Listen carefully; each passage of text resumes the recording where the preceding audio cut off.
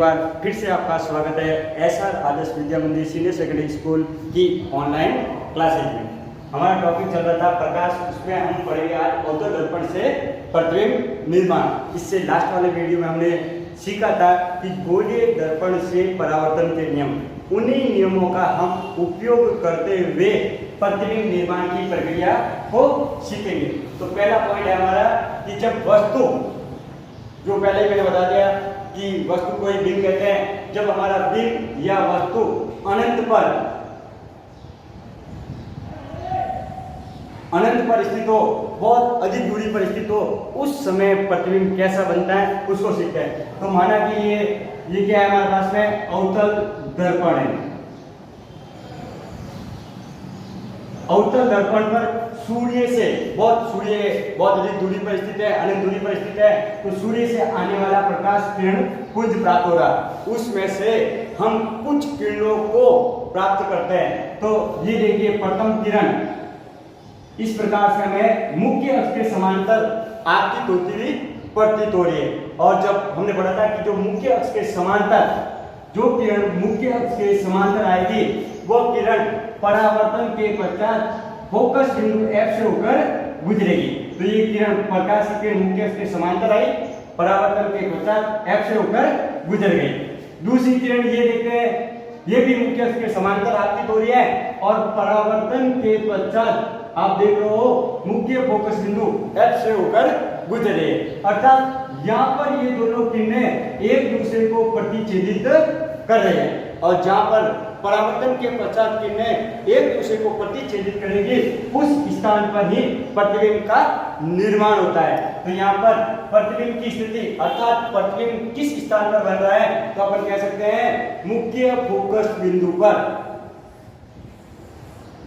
मुख्य फोकस बिंदु capital F पर प्रतिबिंब का निर्माण हो रहा है।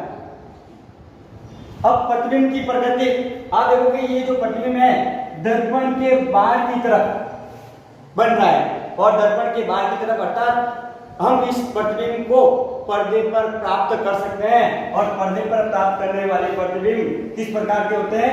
वास्तविक प्रतिबिंब होते हैं, और वास्तविक प्रतिबिंब हमेशा उल्टे होते हैं। तो ये जो बनने वाला प्रतिबिंब है वास्तविक प्रतिबिंब है, और ये उल्टा होगा। अब प्रतिबिंब का आकार, ये जो प्रतिबिंब बना है वो किस आकार का है? बिंदु के आकार का, बिंदु के आकार का। जैसे हम सूर्य के प्रकाश को किसी दर्पण पर गिराकर दीवार पर उसका प्रतिबिंब प्राप्त कर रहे हैं, तो दीवार पर प्राप्त कर लिया, इसलिए वास्तविक और उल्टा, और उसका आकार अत्यंत छोटा होता है, सूर्य की तुलना में वो बहुत छोटा होता है, इसलिए उसको अपन क्या कहेंगे? बिंदु के आकार। नेक्स्ट पॉइंट दूसरा, अब हम वस्तु को क्या कर रहे हैं? धीरे धीरे दर्पण के पास में लेके आ रहे हैं। अब हमारे बिंब की जो स्थिति है वह वक्रता केंद्र से परे, अब हम वस्तु को कहां पर रखेंगे? वक्रता केंद्र से परे।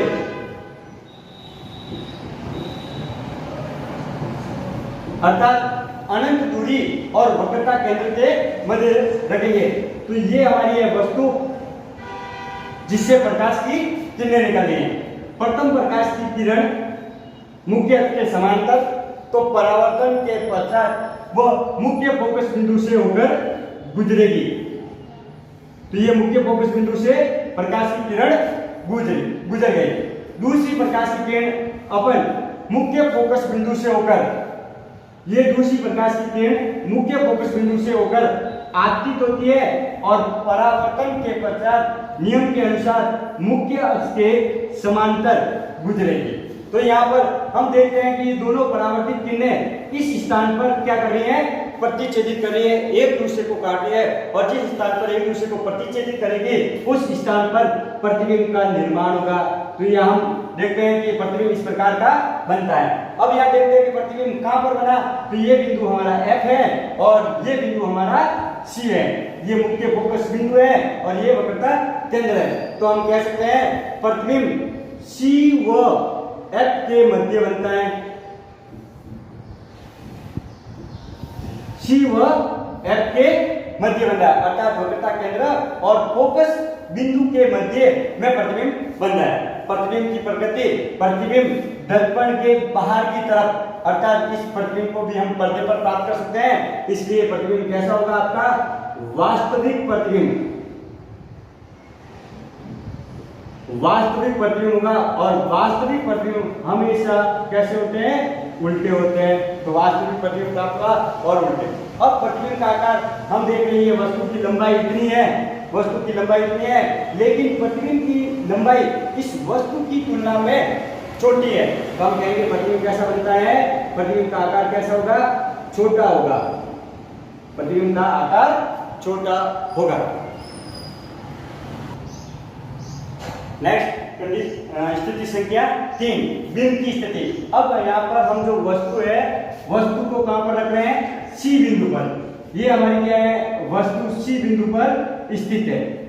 पहली किरण मुख्य अक्ष के समांतर दर्पण पर आपतित होती है, तो परावर्तन के पश्चात कहां से गुजरेगी? मुख्य फोकस बिंदु से होकर गुजरेगी। दूसरी किरण आपकी बिंदु F से होकर आपतित हो रही है और परावर्तन के पश्चात मुख्य अक्ष के समांतर गुजरे। तो आप देखते हो कि ये दोनों किरणें इस बिंदु पर प्रतिच्छेदित कर रहे हैं। तो हमने वस्तु को कहां पर रखा? वस्तु को C पर, अर्थात वक्रता केंद्र पर। वक्रता केंद्र पर हमारी क्या है? वस्तु स्थित है। और जब वक्रता केंद्र पर वस्तु स्थित होगी तो उसका प्रतिबिंब भी आप देख लो वक्रता केंद्र पर ही बन रहा है। अर्थात प्रतिबिंब की स्थिति भी कहां पर बनेगी? सी पर ही बनेगी। अर्थात वक्रता केंद्र पर ही आपका प्रतिबिंब बनेगा। अब प्रतिबिंब की प्रकृति, क्योंकि प्रतिबिंब दर्पण के बाहर की तरफ है, इसको हम पर्दे पर प्राप्त कर सकते हैं। इसलिए इस प्रकार के जो प्रतिबिंब होंगे वह आपके वास्तविक प्रतिबिंब होंगे और वास्तविक प्रतिबिंब उल्टे होंगे। ये देखो, ये सीधा दिखाई दे रहा है और ये जो प्रतिबिंब बनेगा वो इस प्रकार का बनता हुआ दिखाई देगा। इसलिए वास्तविक प्रतिबिंब कैसे होंगे? उल्टे होंगे। अब प्रतिबिंब का आकार की बात करते हैं, तो आप देखोगे प्रतिबिंब का जो आकार है वो बिंब के आकार के बराबर होगा। अर्थात जो बिंब की लंबाई है वो ही प्रतिबिंब के लंबाई के बराबर होगी। तो हम कह सकते हैं समान साइज, अर्थात दोनों का लंबाई कैसी होगी? इक्वल होगी, समान होगी। नेक्स्ट, बिंब की स्थिति। अब हम बिंब को, अर्थात वस्तु को C व F के मध्य रख रहे हैं। C हमारा है वक्रता केंद्र, तो वक्रता केंद्र तथा फोकस बिंदु के मध्य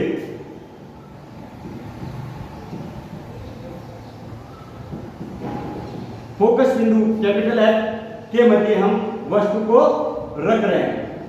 तो ये हमारी वस्तु C व F के मध्य स्थित है। यहाँ से पहली प्रकाश की किरण हम मुख्य अक्ष के समांतर आपतित करते हैं, तो परावर्तन के पश्चात वो प्रकाश की किरण F से होकर गुजरती है।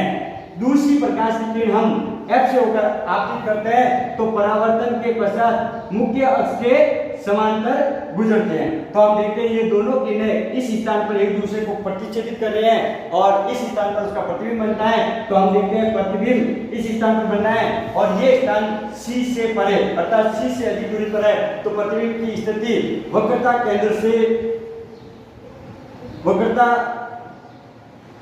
से अधिक दूरी पर या वक्रता केंद्र से परे कह सकते हैं। अब प्रतिबिंब की प्रकृति, प्रतिबिंब ये भी दर्पण के बाहर की तरफ बन रहा है, इसलिए ये भी प्रतिबिंब कैसा होगा? वास्तविक प्रतिबिंब होगा। वास्तविक प्रतिबिंब और वास्तविक प्रतिबिंब कैसे होते हैं? उल्टे होते हैं। तो प्रतिबिंब वास्तविक होगा और उल्टा होगा। अब प्रतिबिंब का आकार हम देख रहे हैं, यहाँ पर जो वस्तु की लंबाई है वो इतनी है और प्रतिबिंब की लंबाई वस्तु की लंबाई से अधिक है। अर्थात हम कहेंगे बनने वाला प्रतिबिंब क्या बनेगा? वस्तु के आकार से बड़ा बनेगा। नेक्स्ट स्थिति आपकी पांचवी, बिंब की स्थिति। यहाँ पर हम जो बिंब है वस्तु को है वो बिंदु F पर रख रहे हैं। F बिंदु हमारा क्या है? फोकस बिंदु। तो हम फोकस बिंदु पर जब वस्तु को रखेंगे तो प्रतिबिंब कहां पर बनता है? देखते हैं। पहली किरण वही हमने मुख्य अक्ष के समांतर आपतित की, और तो देखते हैं परावर्तन के पश्चात वो F से होकर गुजरी। ये जो किरण आपकी आ रही है F से होकर आपतित मुख्य अक्ष के समांतर आपतित हो रही है और F से होकर गुजरी। दूसरी किरण गोलीय दर्पण का नियम संख्या 4 तिर्यक रेखा वाला, हमने ये जो दूसरी किरण है वो तिर्यक रेखा के रूप में आपतित की। तो हम देखते हैं तिर्यक रेखा में जितने डिग्री के कोण से वो आपतित होती है उतने डिग्री के कोण से वो परावर्तित हो जाते हैं। तो ये पुनः इतने डिग्री के कोण से परावर्तित हो जाती है। तो हम ये देखते हैं कि दोनों किरणें पैरेलल एक दूसरे की कैसे चल रही हैं, समांतर चल रही हैं। तो एक दूसरे के समांतर चल रही है, तो ये एक दूसरे के समांतर चलने के कारण अनंत बिंदु पर, बहुत अधिक दूरी पर, अनंत दूरी पर एक दूसरे को प्रतिच्छेदित करने की संभावना रहेगी। तो हमारा जो प्रतिबिंब है वो प्रतिबिंब कहां पर बनेगा, अनंत दूरी पर। अनंत दूरी पर हमारा प्रतिबिंब बनेगा। उसके बाद में प्रतिबिंब की प्रकृति, जब प्रतिबिंब अनंत दूरी पर बनेगा तो ये इसको हम पर्दे पर प्राप्त कर सकते हैं बहुत अधिक दूरी पर। तो प्रतिबिंब की प्रकृति कैसी होगी, आपकी प्रतिबिंब की प्रकृति होगी वास्तविक, और वास्तविक प्रतिबिंब कैसे होते हैं, उल्टे होते हैं। नेक्स्ट, प्रतिबिंब का आकार। प्रतिबिंब का आकार, जब वस्तु यहाँ है, प्रतिबिंब अनंत पर बन रहा है तो प्रतिबिंब का आकार भी क्या होगा, बड़ा होगा।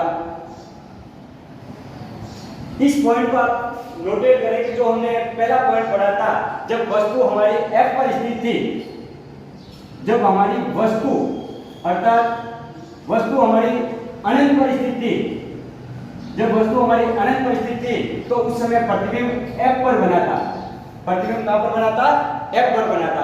अब हमारी वस्तु कहां पर स्थित है, F पर स्थित है, और प्रतिबिंब कहां पर बन रहा है, अनंत पर बन रहा है। अर्थात जो कंडीशन संख्या 1 है, 1 पर तो हमने वस्तु को रखा था अनंत पर, प्रतिबिंब बना था हमारा F पर, और कंडीशन संख्या 5 में आप देखोगे वस्तु को रख रहे हैं हम F पर और प्रतिबिंब बन रहा है अनंत पर। नेक्स्ट पॉइंट संख्या 6, अब हम वस्तु को रख रहे हैं दर्पण के ध्रुव O और फोकस बिंदु F के मध्य। तो वस्तु की स्थिति हमारे है ध्रुव और फोकस बिंदु के मध्य,